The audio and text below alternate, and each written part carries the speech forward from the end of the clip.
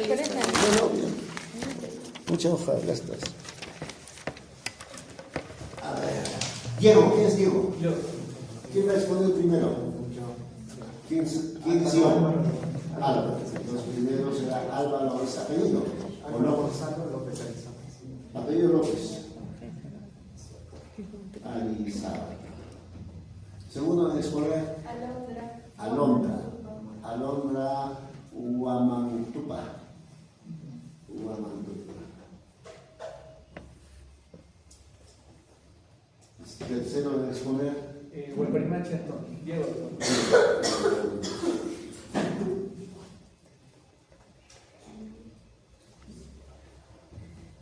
Y último en exponer Villafuerte. A ver, empezaremos, López. Está bien. Bueno, el día de hoy vamos a presentar lo que es la ruptura prematura de membranas.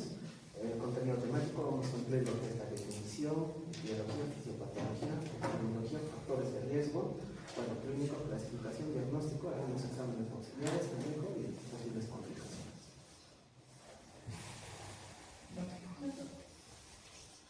Bueno, primero tenemos que definir lo que es la ruptura prematura de membranas, ¿no? Es la rotura de las membranas ovulares, esto antes del inicio del trabajo de parto, el cual se va a manifestar por la líquida de líquido amniótico a través de los genitales externos. Esto independientemente de la edad gestacional, porque se puede presentar en el periodo pretérmino y a término, ¿no? Entonces, para ver. Cuando tú dices independientemente de la edad gestacional, la edad gestacional es 8 semanas, edad gestacional es 30 semanas, 40 semanas. No está tan claro. O sea, vale decir, si yo tengo una gestante de 10 semanas, ¿puedo hablar RPM? El punto de corte sería mayor a 20 semanas. Ya, 22 semanas. Lo que hemos hablado. ¿Hasta cuándo es aborto? 22 semanas.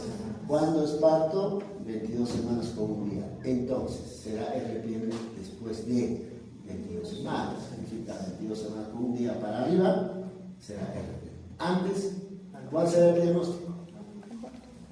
Pongan ya. Les he dicho que revisaran también eso, me imagino hayan revisado, ¿no? Ya, vamos. Para entender la ruptura prematura de membranas, tenemos que tener en cuenta que hay dos factores que van a inducir a esta ruptura, ¿no? Primero vemos que la debilidad estructural de las membranas. Si tenemos una membrana débil, obviamente esta se va a romper con mayor facilidad, ¿no? Y si tenemos agentes externos o fuerzas mecánicas que van a lesionar esa membrana, entonces también se va a romper nuevamente. Dentro de la debilidad estructural de las membranas, nosotros tenemos que tener en cuenta que la membrana poliomniótica se encuentra formada por lo que es fibras colágenas y unida por fibronectina, ¿no? Entonces, ¿qué pasaría si, digamos, ese colágeno se sintetiza de manera defectuosa? Va a haber una debilidad estructural de las membranas y por ende vamos a tener, la paciente va a ser más propensa a tener una ruptura prematura de membranas, ¿no? Igual con lo que es la fibronectina, si no hay un buen entrecruzamiento de las fibras, y de todas maneras se va a romper, ¿no? Ahora, respecto a lo que es las fuerzas mecánicas o bioquímicas, ¿no? Cuando tenemos un proceso inflamatorio o infeccioso por algunas bacterias, estas bacterias tienen toxinas las cuales suelen degradar, ¿no? la membrana proteica, tienen lo que son colagenasas, y estas colagenasas van a empezar a degradar lo que es el colágeno y por ende va a haber una rotura prematura de membranas, ¿no? Ahora, también puede haber deficiencias nutricionales, ¿no? Como la deficiencia de vitamina C, y ya que sabemos que la vitamina C es un cofactor para la formación de las fibras colágenas, ¿no? Y si vamos a tener un déficit nutricional de vitamina C en este caso, pues vamos a tener una membrana débil y se va a romper. De igual manera el cobre, ¿no? El cobre es un cofactor para la enzima, para lo que es la enzima deshidroxidasa, ¿no? La cual se va a encargar del entrecruzamiento de las fibras de colágeno. igualmente si no se entrecruzan adecuadamente, vamos a tener la ruptura prematura en membranas, ¿no? Siguiente, por favor. Respecto a lo que es la etiología, primordialmente es por una infección local, ¿no? Por los microorganismos que mostramos, ¿no? Puede ser por la Neisseria gonorrea, después por la Escherichia coli, por el estreptococo del grupo B y por los estafilococcus, ¿no? Como mencionábamos anteriormente, estos van a tener colagenasas, las cuales van a debilitar la membrana proteica de colágeno y van a inducir a la ruptura prematura de membranas, ¿no? Siguiente, por favor.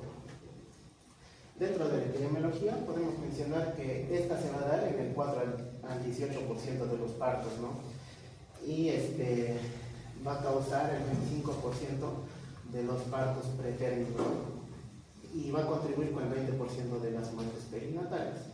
Ahora, según el tipo de embarazo, el porcentaje que representa la ruptura prematura de membranas en los embarazos a término es de 16 al 21%, ¿no? Y es más frecuente en los embarazos a pretérmino, ¿no? Con un 15 al 45%. Y ahora, los datos del Instituto Nacional Materno Perinatal, bueno, en el 2016 se reportaba que hubo un total de partos de 21.605, ¿no? En los cuales había ruptura prematura en membrana de 2.717 casos, esto con lo cual representaba 12.5% de los partos totales, ¿no? Y de estos, el 19% de los partos fueron a pretérmino, ¿no? Ahora, en el 2017 también se reporta una menor cantidad de partos, pero la proporción casi equivalente de ruptura prematura en membrana respecto a un 13.9% del total de partos que hubo. De estos, el 17% serían embarazos pretérminos. Y para el 2021 se dio unos egresos por RPM de 2.224, los cuales representan el 17.4% del total de ingresos, ¿no? Dentro de los factores de riesgo, se dice que es de causa incierta, pero suelen hallarse algunos factores asociados, ¿no? Hay factores de la historia gineco-obstétrica y de los datos demográficos maternos. Dentro de los que son la historia gineco-obstétrica, tenemos antecedente de ruptura prematura membrana y un parto pretérmino, ¿no? Como mencionábamos en la anterior diapositiva, se dieron casos que cuando había parto pretérmino, riesgo de ruptura prematura de membranas, ¿no? La cirugía cervical previa, apoyo uterino corto. También tenemos lo que son defectos locales de membranas, les mencionaba. Si tenemos una estructura débil, al mínimo evento gatillante como una infección o una inflamación, esta se va a romper, ¿no? También tenemos lo que es el polidramios o embarazo múltiple. Si nosotros tenemos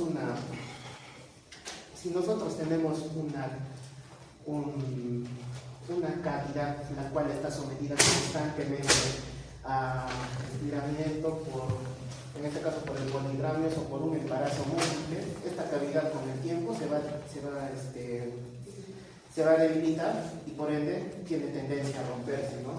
Es por eso que el polidramios y el embarazo múltiple, al distender la cavidad corioniótica, es inductora que se rompa, ¿no? Que haya ruptura prematura en la membrana. Ahora, la hipercontractibilidad uterina, lo propio, ¿no? Sin bastantes contracciones se va a debilitar la membrana con el tiempo y se puede romper.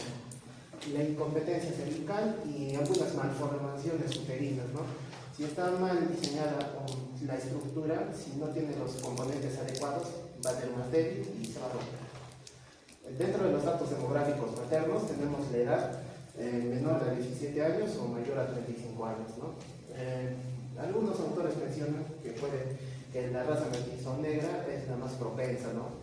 A producir ruptura prematura en membranas, el bajo nivel educativo, la condición socioeconómica deficiente y un periodo intergenésico corto, ¿no? Menor a 18 meses entre embarazo y embarazo. Siguiente, por favor.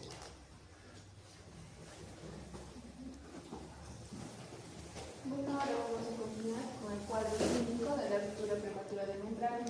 Vamos a tener dos tipos, que es uno sin infección intraamniótica membranas con infección intraamniótica. Entonces, su cuadro clínico de la ruptura prematura de membranas sin infección intraamniótica se va a dar por la pérdida de líquido por el cuello uterino antes de iniciar el trabajo de parto.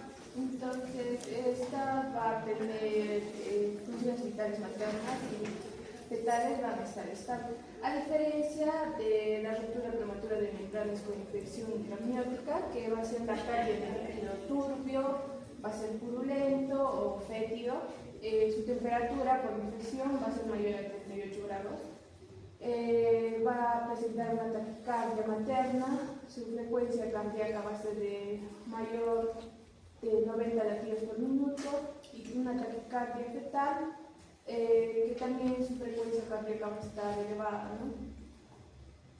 Va a presentar abdomen doloroso, útero doloroso, irritable y sintomatología de sepsis o shock séptico, ¿no? En cuanto a su clasificación de la ruptura prematura de membrana, vamos a tener la ruptura prematura de membrana a término, que se va a dar que va a presentar a partir de las 37 semanas de gestación. Y la otra es si ocurre antes de las 37 semanas. Entonces, en este caso, va a aparecer entre las 34 semanas de gestación y menores de 37 semanas, ¿no?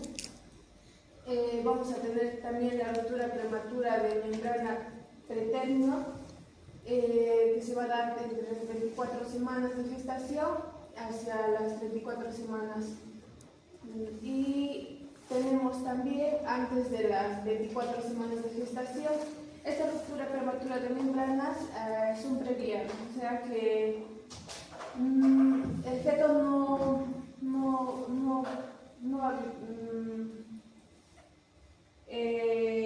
no es viable, no puede sobrevivir fuera del feto, ¿no?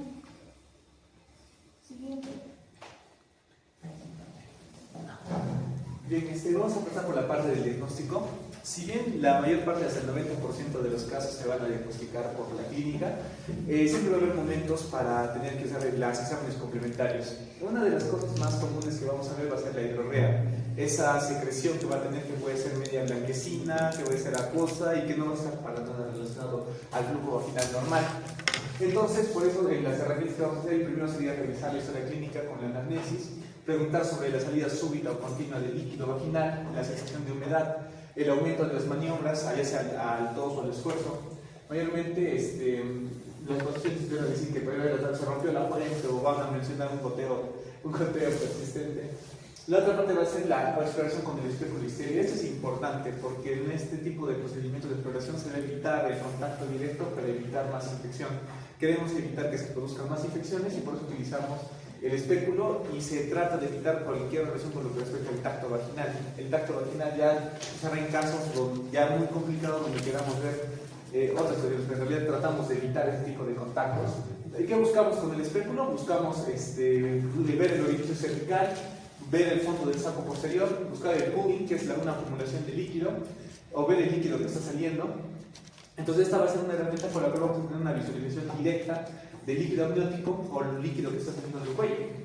Entonces, en los casos en los que no estemos seguros, vamos a pasar a pruebas como auxiliares de líquido vaginal, cuando esto no va a ser claro, que va a ser el test de nitracina, que es del pH, la prueba del lecho, el test de inmunocromatográfico o el tipo de Assure y la Kimbrough. El test de nitracina es interesante porque busca ver el pH. Hay algo interesante. Cuando nosotros hablamos de un pH normal, estamos viendo que está entre 4.5 a 6 en relación a lo normal, pero cuando hay exceso de líquido amniótico, llega a subir hasta 7.1 hasta 7.3. Por eso en algunos casos sugieren que si el pH es mayor a 6.5, sugiere que está habiendo una mezcla, ¿no?, con lo que sería un líquido amniótico, ¿no? El patrón de lecho es otro patrón interesante. Cuando lo pasamos este líquido bajo un microscopio óptico, vamos a poder ver que va a formar una forma de lecho, que es esta forma que estamos viendo de acá. Esa va a ser una de las pruebas que van a también detectar, ¿no? Aunque actualmente también estamos viendo pruebas de detección de biomarcadores con pruebas de proteínas. Eso es algo bien interesante.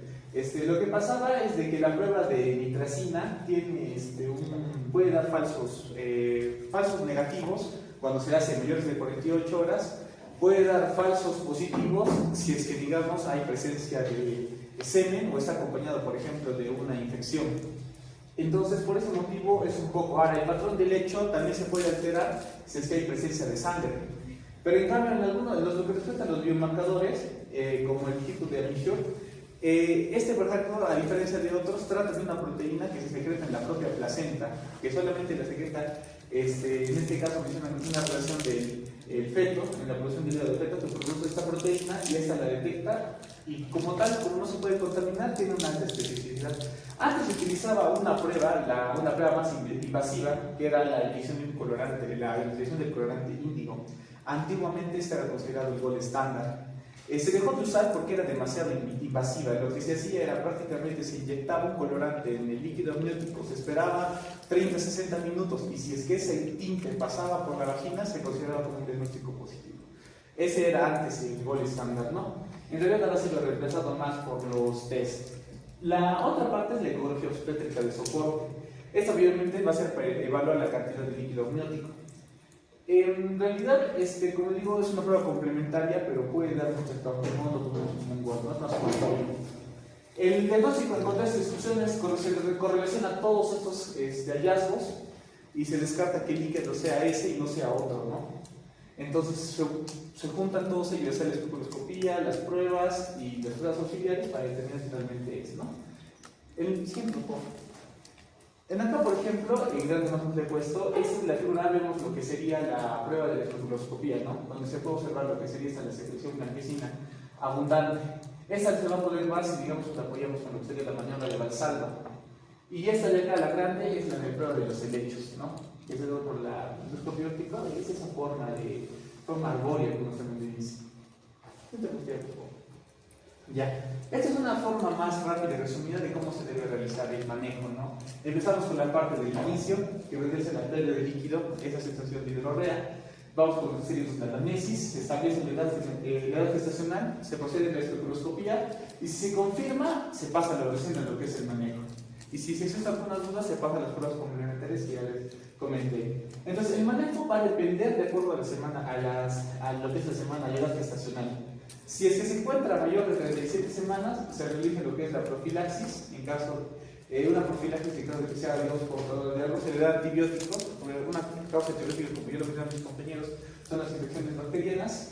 Y se considera lo que es el manejo activo, ¿no? Que sería la finalización del embarazo.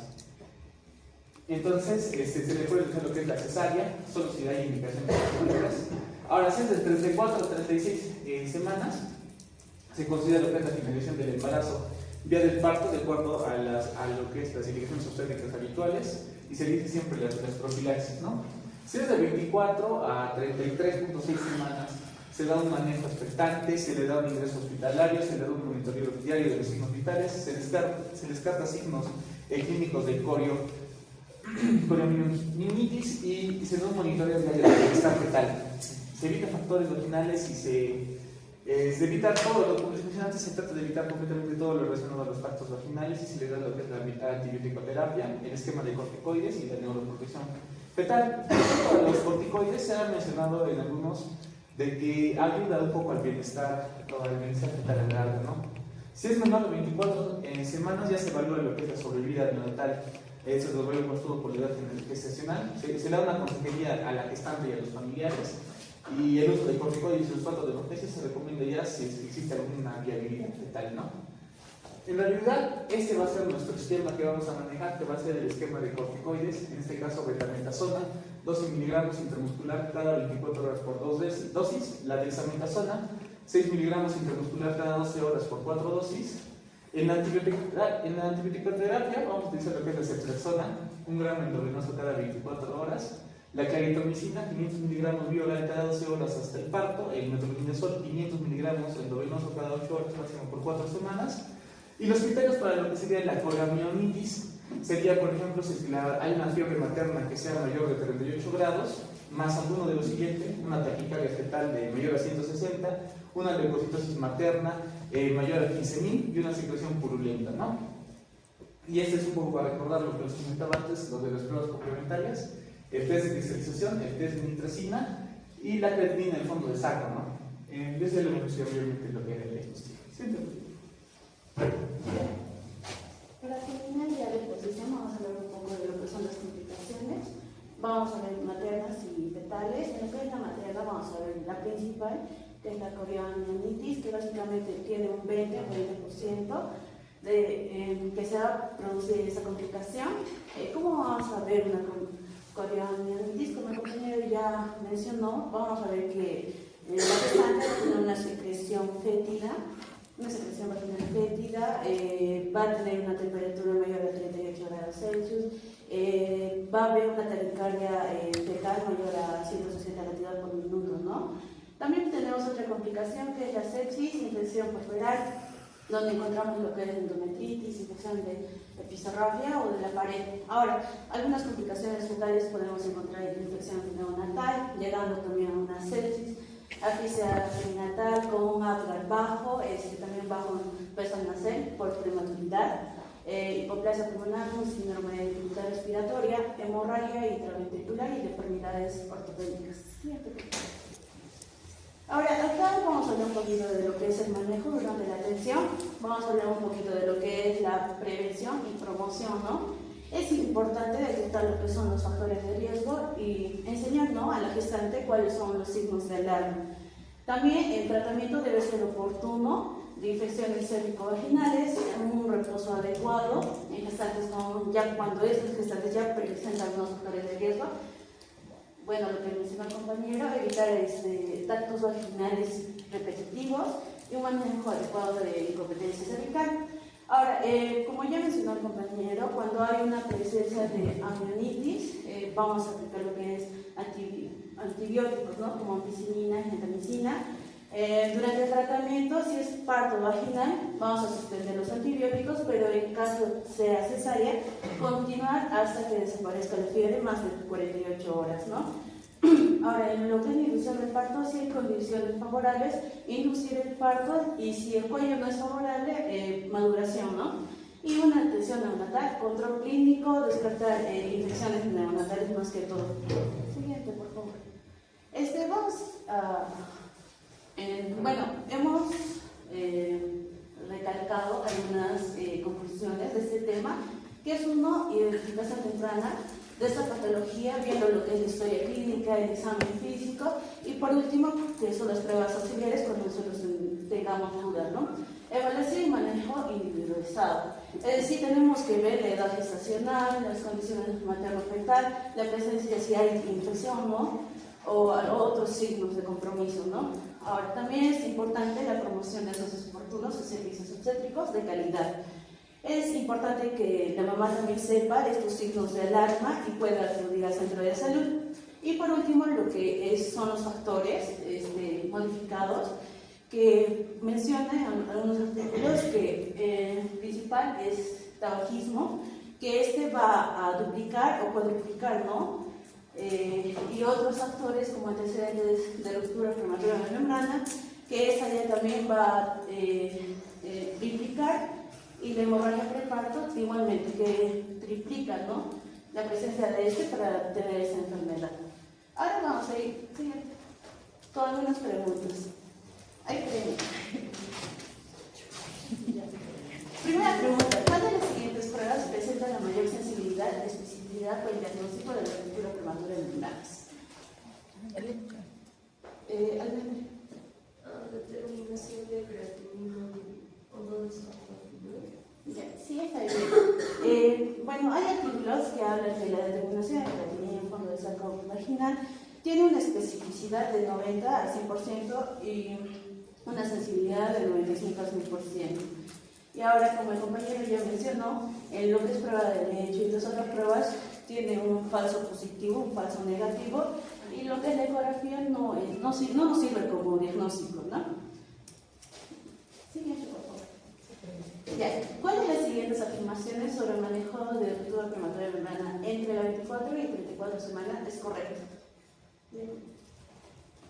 A. Se recomienda la finalización inmediata de la gestación en todos los casos. B. Se utilizan corticosteroides debido al riesgo de infección. C. Se recomienda manejo expectante en ausencia de signos de infección o compromiso fetal. O D. El uso de antibióticos está contraindicado en este grupo de edad gestacional. ¿La C? Sí. Se recomienda manejo expectante en ausencia de signos de infección y compromiso fetal, ya que el objetivo es prolongar, ¿no?, la gestación y disminuir lo que es la morbilidad de prematuros. Eso sería todo. Muy bien. Ahora, ¿qué es la infección del tracto urinario? La siguiente clase. Falta todavía. Doctor, tenía que complementar. Ya, ya comentaremos después.